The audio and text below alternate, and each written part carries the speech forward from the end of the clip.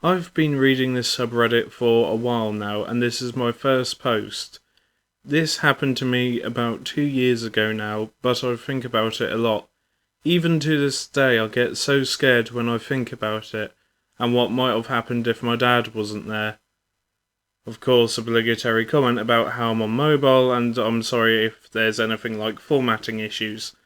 Also, I'm not the greatest storyteller, so please bear with me.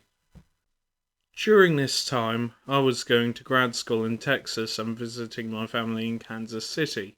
I had just finished my visit and was driving back to Texas. I had started my drive and about an hour in, I got a flat tire.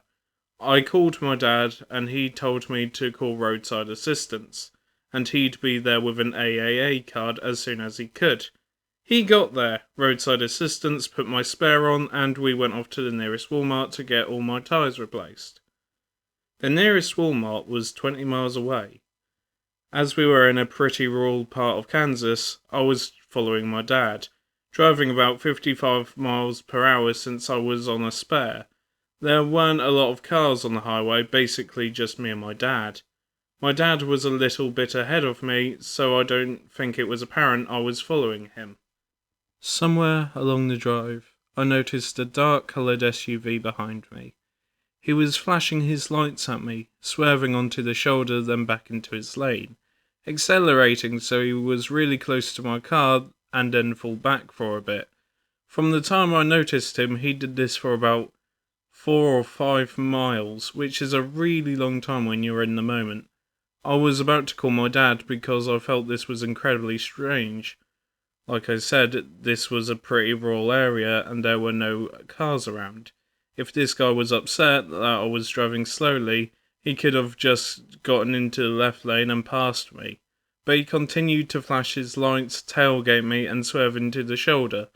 At this point, my dad saw what was happening, took an exit and parked on the shoulder of the exit. I followed. This exit was not the one we needed to take. It was a rural exit onto a gravel road, and I don't think it was used very frequently. Lo and behold, the guy followed me as well. I pulled behind my dad, who was already out of his car with his arms in the air, saying, "What the hell?" At this point, I think the guy finally realised he wasn't truly alone. He slowed down, looked at both of us, and hesitated for a second, and then he took a hard left into the gravel road and took off. At this point, I thought about trying to get his license plate, but I was too late. The dust from the gravel road made it impossible to see his license plate. I still kick myself for not looking at his license plate sooner. I know this post may not be as scary as some others, but this situation really scared me. We called the police to report it, but there's not much they could do since we didn't even have a license plate number. However, I did learn that if I'm ever in this situation again, to call Highway Patrol, not 911.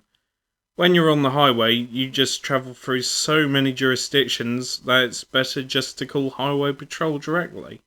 Maybe common sense, mind you, but this wasn't something I had thought of before. Since that day, I have the number for Highway Patrol in my phone just in case I ever need to use it. So, stranger who is trying to get me to pull over, let's not meet.